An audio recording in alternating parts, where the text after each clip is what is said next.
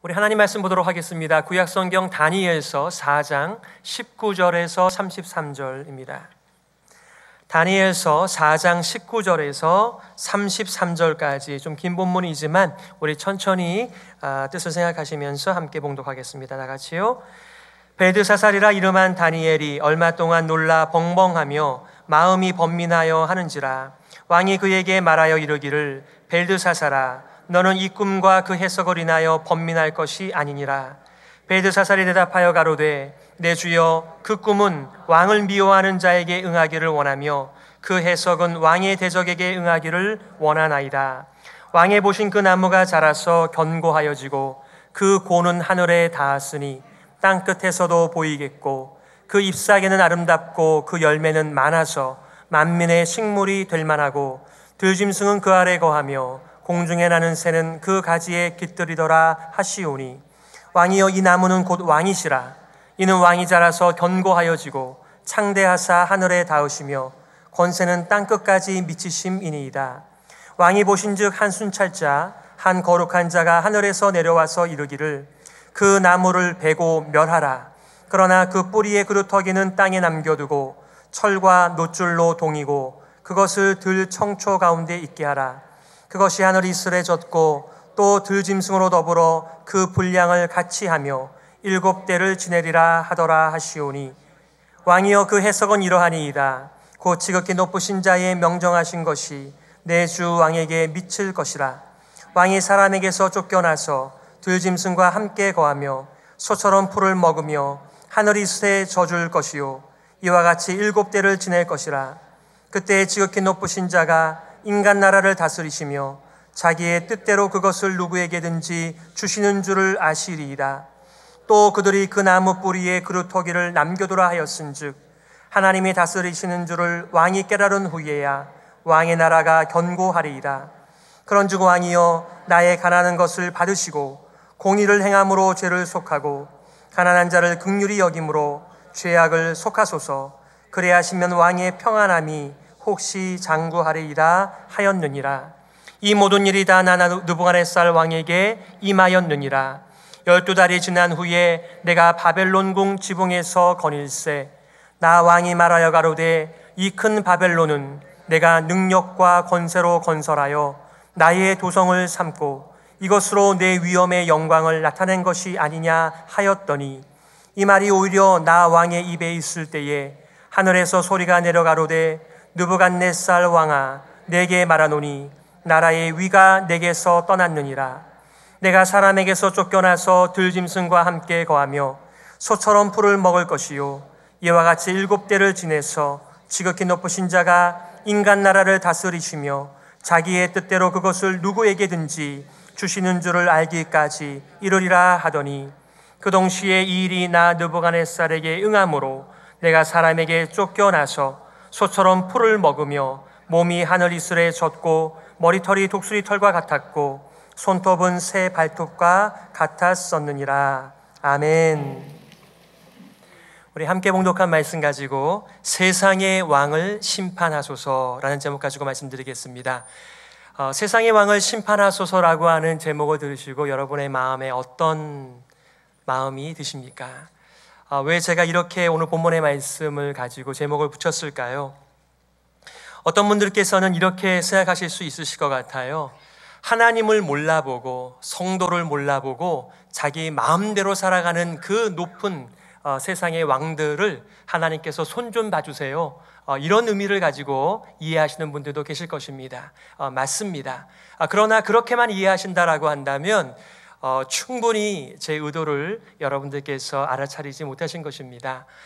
사실 이 세상 왕은 사람을 가리키기도 하지만 하나님을 대적하는, 하나님을 무시하는, 하나님을 염두에 두지 않는 모든 인생들의 생각을 가리키기도 하는 것입니다. 그러니 우리도 사실상 이 기도 제목에 포함이 되는 것입니다. 우리도 가끔, 사실 좀 가끔이라 그러니까 좀 양심이 찔립니다. 우린 너무나 자주 하나님을 잊어먹고 살아갑니다. 우리가 그렇게 하나님의 공급, 하나님의 인도, 하나님의 지도를 우리가 인정하며 감사하며 찬양하는 대신에 내 자신을 믿고 살아갈 때 하나님 우리들을 심판하여 주시옵소서라고 하는 우리를 포함한 기도의 내용임을 우리 성도님들께서 염두에 주셨으면 좋겠습니다. 사실상 제목은 세상의 왕을 심판하소서이지만 더 적극적인 의미는 하나님께서 우리들을 통치하여 주시옵소서. 이 세상의 통치가 하나님의 통치를 가리지 않게 하여 주시옵소서. 이런 내용이 담겨져 있는 것이죠. 저와 여러분의 삶 가운데 돌아보면 참 하나님께서 우리에게 은혜로 다루어 주신 것들이 많습니다. 우리 찬양대가 은혜, 은혜, 목청을 돋우어서 간절하게 노래할 만한 그런 삶의 이유들이 우리가 다 있어요.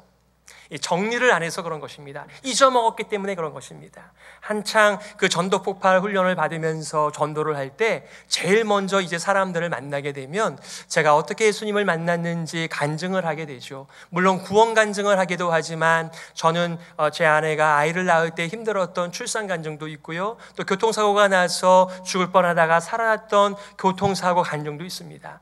많은 간증들을 돌이켜 보게 되면 하나님께서 우리들을 눈동자처럼 돌보아 주시고 하나님의 커다란 그 편팔, 그 능력의 손이 우리들을 돌보아 주셨다라고 하는 하나님을 드러냄, 바로 그것이 간증이죠. 근데 우리는 보통 간증하면 하나님의 말씀을 잘 듣고 순종 잘하고 은혜가 넘치고 모범이 되는 분들만 간증하는 줄 압니다. 그런데 오늘 보니까 4장이요 느부갓네살 왕의 간증입니다. 우리가 아는 느부갓네살 왕은 어떤 사람입니까? 화 잘 내고 포악한 사람이고 자비가 없는 그런 사람 아니겠습니까? 유다의 마지막 왕 시드기야의 두 눈을 뽑고 그 아이들을 죽였던, 그리고 자신의 그 꿈을 알아내지 못한다고 해서 모든 박사들과 점쟁이들을 다 죽이라고 했던, 정말 그의 눈을 보게 되면은 분노와 횡포로 이글거리는 그런 눈이었을 것 같아요. 그런 잔인무도한 자비가 없는 그런 왕의 입술을 통하여 하나님께서 높임을 받으시는 내용이 오늘 4장의 말씀입니다. 오늘 한 번 더 칼빈의 기도를 소개하고 싶은데요, 그분은 이렇게 기도하시더군요. 하나님 아버지, 주님의 권능이 모든 인류의 찬양을 충분히 받을 만큼 위대하시다는 것을 깨닫게 하여 주시옵소서. 우리는 주께서 불경건한 왕이나 잔인하고 오만한 자를 통해서도 자신을 알리셨고, 또한 후에는 그리스도 안에서 자신을 드러내 보여주셨음을 아오니 겸손한 마음으로 주께 영광을 돌리고 전적으로 의지할 수 있도록 도와주시옵소서. 예수님께서 마지막 십자가 지시기 전 일주일 전에 예루살렘에 입성할 때 많은 사람들이 호산나 호산나, 지금 우리를 구원해 달라라고 찬양했습니다. 그때 대제사장들, 서기관들, 지도자들이 그 입을 막으라고 말을 하였지만 예수님께서 뭐라고 말씀하세요? 돌들로도 하나님께서 영광을 받으신다 말씀하실 정도로 모든 만물들이 하나님의 위대하심, 그 사랑과 은혜와 공의가 충만하신 그 위대하심에 대하여 찬양할 이유가 있다는 것이죠. 오늘 4장 전체의 말씀을 여러분들에게 좀 요약해 드리면 1절부터 3절까지는 말씀드린 대로 느부갓네살 왕의 간증이 나와 있습니다. 지극히 높으신 하나님을 찬양하는 것이죠. 4절부터 18절까지는 왕의 꿈을 해석하지 못하는 지혜자들과 그 꿈을 해석하기 위하여 온 다니엘의 등장입니다. 우리 함께 봉독한 19절부터 27절까지의 말씀 가운데 꿈의 해석을 하고 있어요. 또 28절부터 33절까지는 그 꿈이 어떻게 그대로 성취되었는지를 고백하고 있습니다. 읽지 않았지만 34절부터 37절의 말씀은 이 위대하시고 유일한 왕이 되신, 존경의 존경과 찬양의 찬양을 받으실 그 하나님을 교회의 입술이 아닌 바로 이방인의 느부갓네살 왕의 입을 통하여 전파하고 있는 모습이 오늘 본문의 말씀입니다. 그런데 이제 큰 주제는 아닌데요, 이 왕의 꿈의 해석을 하는 다니엘이요, 그 마음에 괴로워합니다.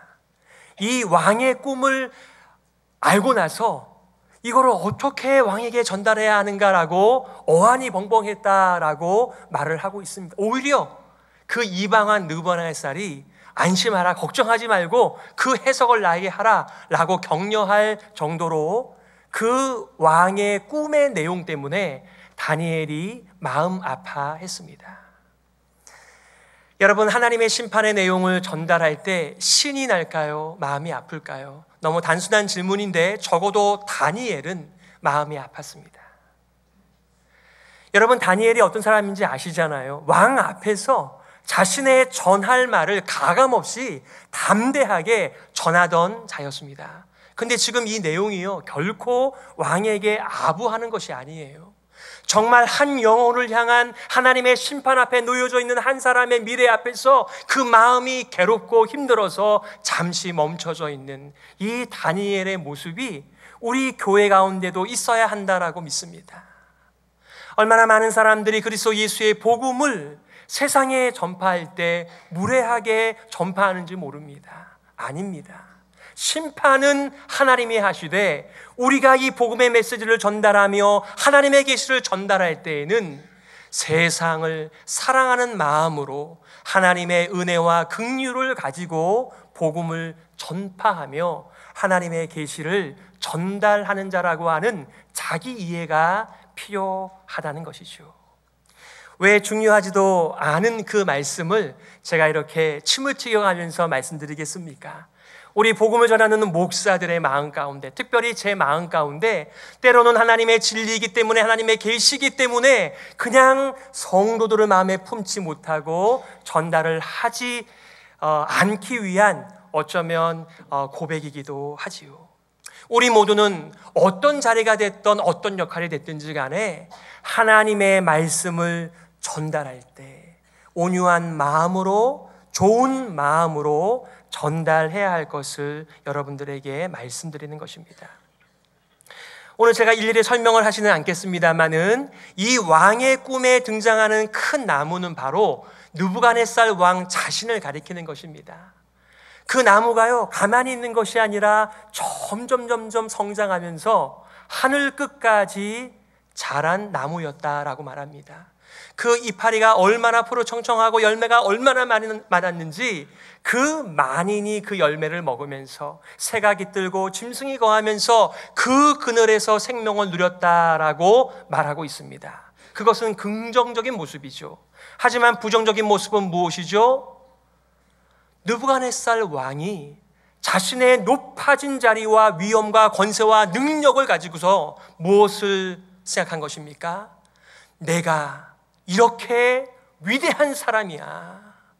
이 모든 세상의 열방이 다 내 손끝에서 나오는 것들을 먹고 마시며 내 그늘에서 살아가지, 이러면서 자신의 마음을 하늘 끝까지 높였던 것입니다.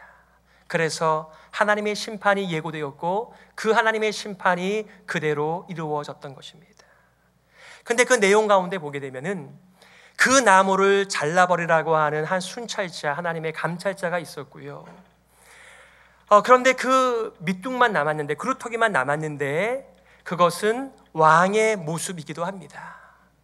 그가 비록 정신이 나갔지만 이 백성들의 돌봄을 받고 있는 거죠. 어떤 분이 이렇게 얘기합니다. 이 놋과 철줄로 그를 묶었다라고 하는 것을 그가 이제 좀 정신이 이상하니까 그를 돌보기 위한 수단으로서 그를 묶었다라고 해석하는 분도 계시고요. 또 한편으로는 하나님께서 이 왕의 뇌를 묶어서 그의 마음껏 표현하고 마음껏 세상을 다스리는 것을 제안했다라고 그의 질병을 표현할 때에 이렇게 표현하기도 하였습니다.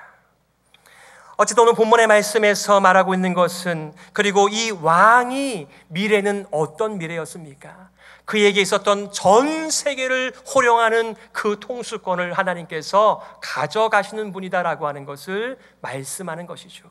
그래서요, 그가 그것을 다 잃어버리고 7년을 그렇게 바깥에 이슬을 맞이하고 동물과 더불어서 비참한 인생을 살았다라고 하는 것을 느부갓네살 왕 자신의 입으로 들려주고 있는 내용입니다.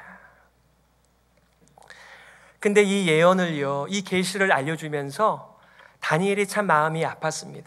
그래서 뭐라고 말하죠? 그런즉 나의 가난한 것을 받으시고 공의를 행함으로 죄를 속하고 가난한 자를 긍휼히 여김으로 죄악을 속하소서. 그리하시면 왕의 평안함이 혹시 장구하리이다. 하나님의 계시가 주어졌습니다. 하나님의 꿈이 이 앞에 놓여져 있어요. 아직은 그것이 이루어지지 않았습니다. 그러니 하나님의 심판이 임하기 전에 당신의 마음을 바꾸고 하나님의 공의와 하나님의 자비로 이 세상을 통치하소서, 하나님을 인정하소서라고 하는 그 작은 입술을 가진 다니엘의 사랑의 권면이었지요. 왕이 그 말을 들었나요? 불행하게도 성경은 그가 최후의 통첩까지도, 그리고 작은 입술의 다니엘의 권면도 무시하였다는 것을 말하고 있습니다. 29절에 보니 이렇게 말하죠. 12달이 지난 후에 내가 바벨론 궁 지붕에서 거닐세.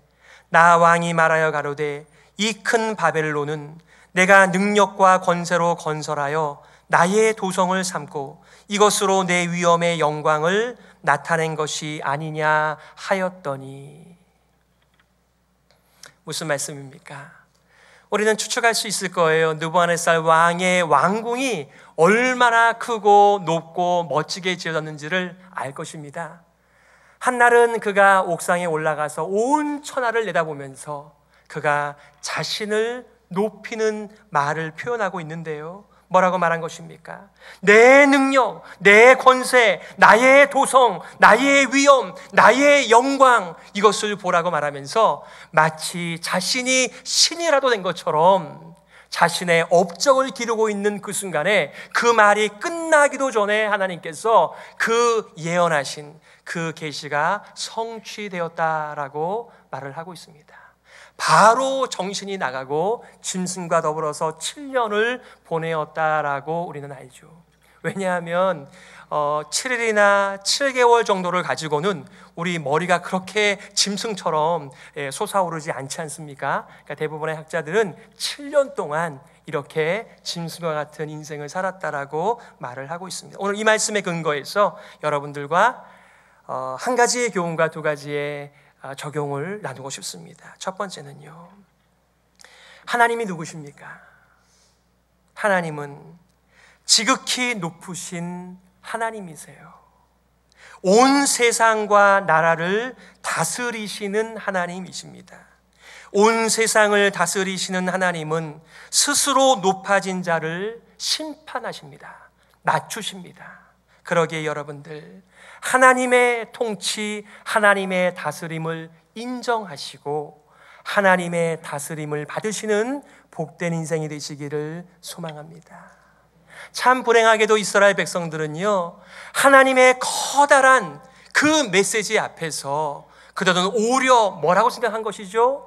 아니, 하나님께서 그렇게 크시고 능력이 많으시며 세상을 다스린다라고 한다면 왜 그렇게 우리들의 왕들이 수치를 당하고 조롱을 당하면서 그렇게 비참한 죽음으로 이 나라가 끝나야만 했는가? 우린 지금 무엇인가? 이렇게 포로 생활을 하면서 이방의 임금의 손끝만 바라보고 살아가는 이 넋두리를 하면서 살았습니다. 하나님의 커다란 교훈이 있음에도 불구하고 듣지도 못하고 보지도 못한 채 절망스러운 인생을 살아가는 이 유다 백성들을 깨우시기 위하여 하나님께서는 이 이방인 왕을 사용하셔서 하나님의 살아계심, 하나님의 통치하심, 그분의 영원하심을 선포하고 계시는 것입니다. 우리가 오랜 역사를 뒤로하면서 참 미련한 유다 백성들, 이렇게 말할지 모르겠지만 그 사람들이나 저희나 별반 다를 바가 없습니다.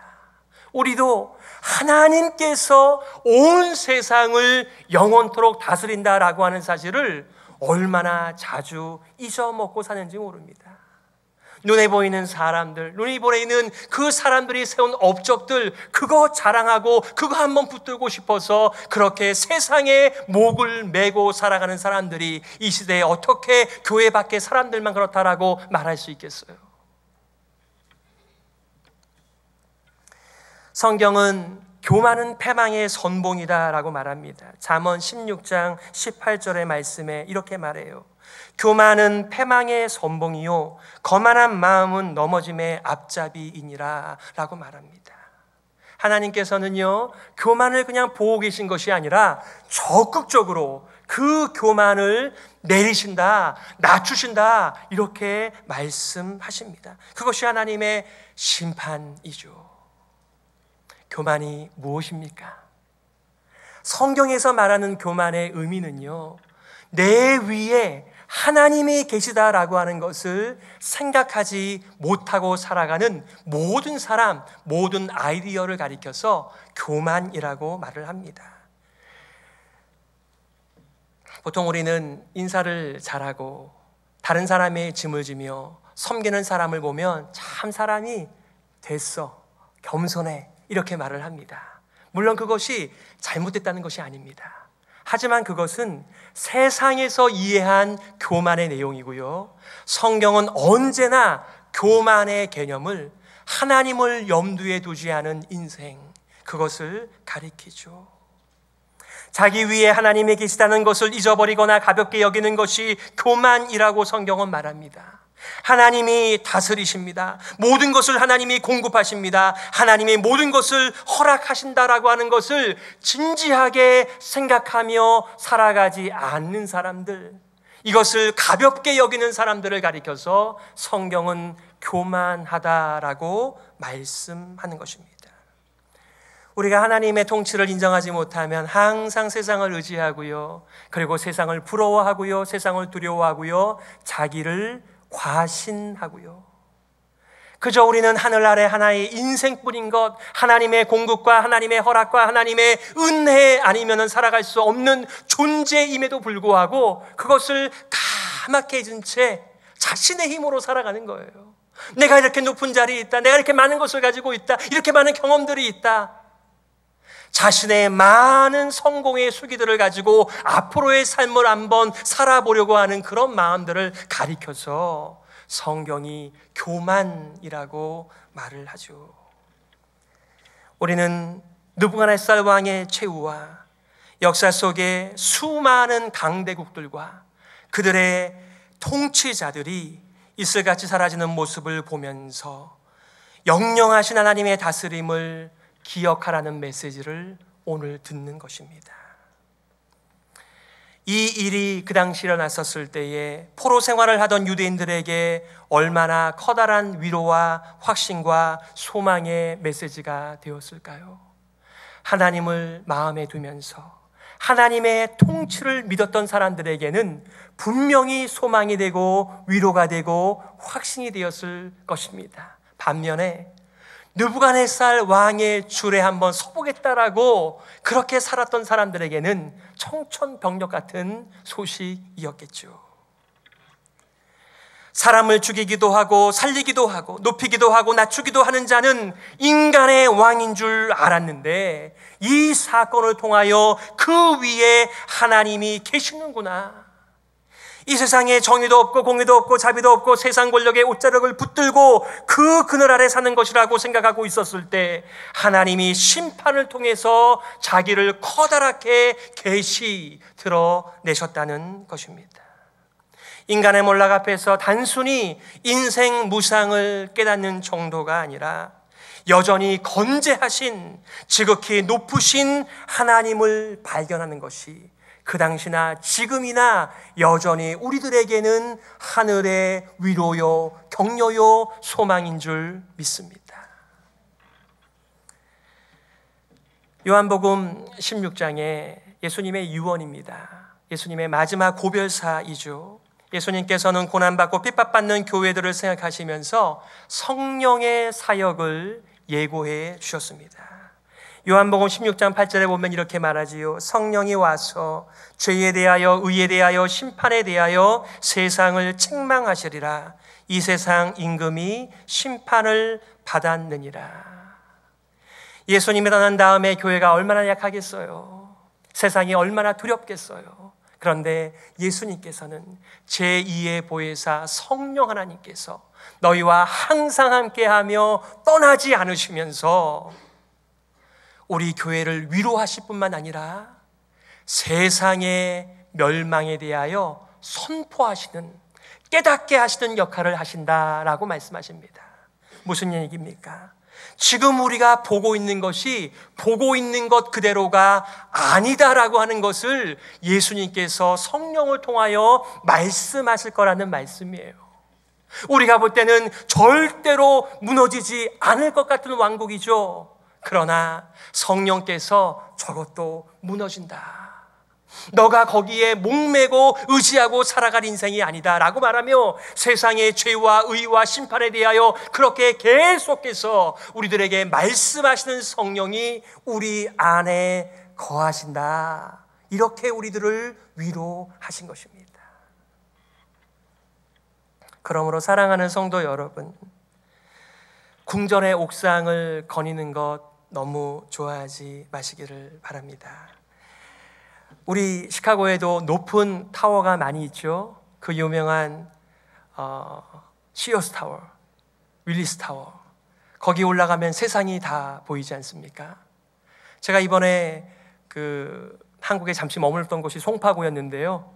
정말 멀리서 봐도 롯데월드 타워가 얼마나 우뚝 서 있는지 555m, 123층. 여러분 거기서 산모를 보면 얼마나 산모를 잘 볼 수 있을까요? 많은 사람들이, 저를 포함한 사람들이 그런 생각들을 하며 살아간다는 거예요. 듣자 하니까 지금 두바이에 있는 빌딩이 제일 높은데 앞으로 사우디아라비아 더 높은 빌딩이 생긴다라고 합니다. 1007m인가요? 사람은 계속 올리는 일을 계속합니다. 아담의 제자로 살아가는 사람들은요, 이 바벨탑 쌓는 일을 절대로 포기하지 못합니다.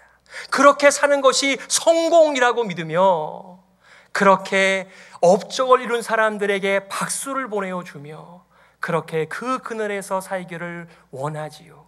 그러나 성경은 옛날부터 지금 이 시간까지 세상의 제국은 언제나 멸망할 것이며 하나님께서는 그것을 주기도 하고 빼앗기도 하시며 올리기도 하고 내리기도 하고 죽이기도 하고 살리기도 하는 모든 주권이 하나님 아버지에게 있다라고 하는 것을 우리들에게 말씀해 주시는 것입니다.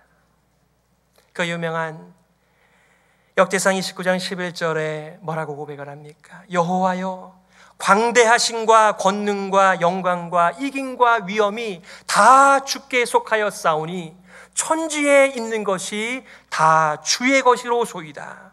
여호와여, 주권도 주께 속하였사오니 주는 높으사 만유의 머리심이니이다.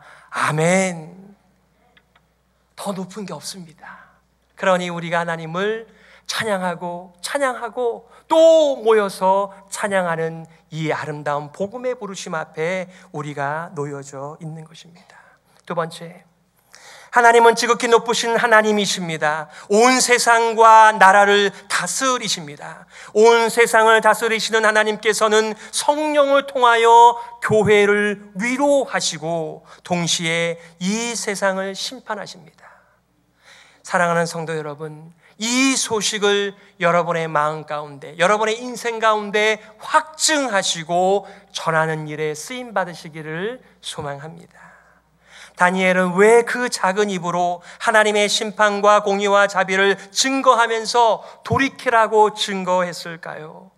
예수 그리스도 하나님 성부 성자 성령 하나님의 그 은혜를 받아가면서 그 이방 땅에서도 하나님의 위로와 하나님의 사랑의 계시를 보면서 그 이방 땅을 향한 그 안타까운 마음을 가지고 그렇게 계시를 전파하였던 것입니다. 성도는 왜 이 땅에, 교회는 왜 이 땅에 존재합니까? 단순히 이 땅에서 잘 먹고 즐기며 출세하는 것이 목적이라고 한다면 다니엘은 충분히 인생의 목적지에 누구보다도 먼저 도달한 사람이었을 것입니다. 하지만 그는 날마다 무너진 예루살렘 성을 향하여 창문을 열어놓고 3번씩 하나님의 은혜를 간구하였습니다.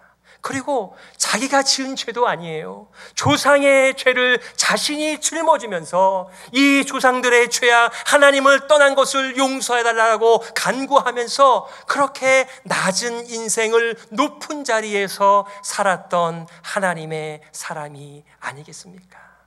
오늘 본문의 메시지를 오해하지 마세요. 높아지지 말라, 많은 것을 가지지 말라, 많이 배우지 말라, 이런 얘기가 아니고요. 하나님께서는 자신의 주권을 가지고 그 모든 것들을 다스리시기에 우리는 우리의 자리에서 하나님의 뜻대로 살겠다라고 하나님의 통치를 받으라는 메시지입니다.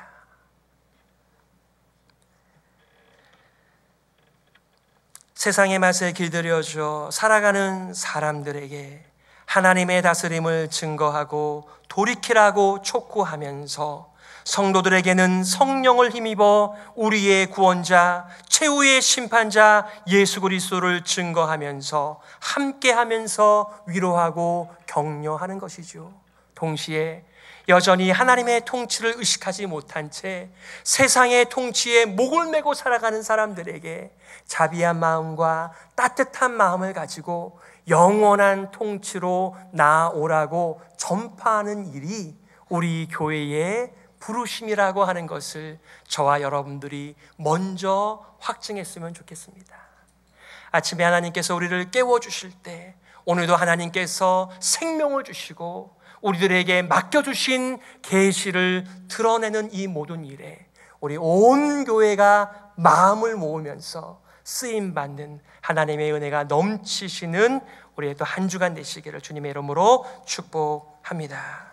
오늘 말씀을 기억하시면서 이렇게 기도했으면 좋겠습니다. 하나님 아버지, 하나님의 통치를 인정하고 순종하는 교회가 되게 하여 주시옵소서. 우리의 마음이 높아지지 않게 하여 주시옵소서. 하나님의 공급을 잊어먹지 않게 하여 주시옵소서. 우리 말씀 기억하시면서 함께 기도하겠습니다.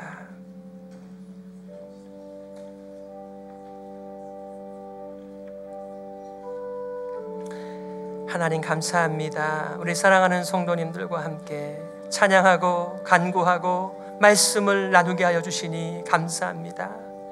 하나님, 우리가 하나님의 통치를 까맣게 잊어먹고 은혜 없이 인생을 살아가고 내 자신을 믿고 살았던 것을 용서하여 주시고 늘 우리 성도들을 통하여 하나님의 음성을 들을 수 있는 교회가 되게 하여 주시옵소서. 우리가 확신하고 세상에 대하여 입을 벌리는 긍휼한 복음의 전령사들이 되게 하여 주시옵소서. 하나님 아버지, 은혜를 감사합니다. 오늘도 가득하신 하나님의 은혜를 부어주시고 다스려 주시니 감사합니다. 이 세상이 전부라는 환상 속에서 주님의 심판, 주님의 다스림을 보게 하여 주시고 경건한 성도로 살아가게 하여 주시옵소서. 작은 입이라도 벌려서 주님의 통치를 증거하며 살게 하여 주시옵소서. 살아계신 예수 그리스도의 이름으로 기도드리옵나이다. 아멘.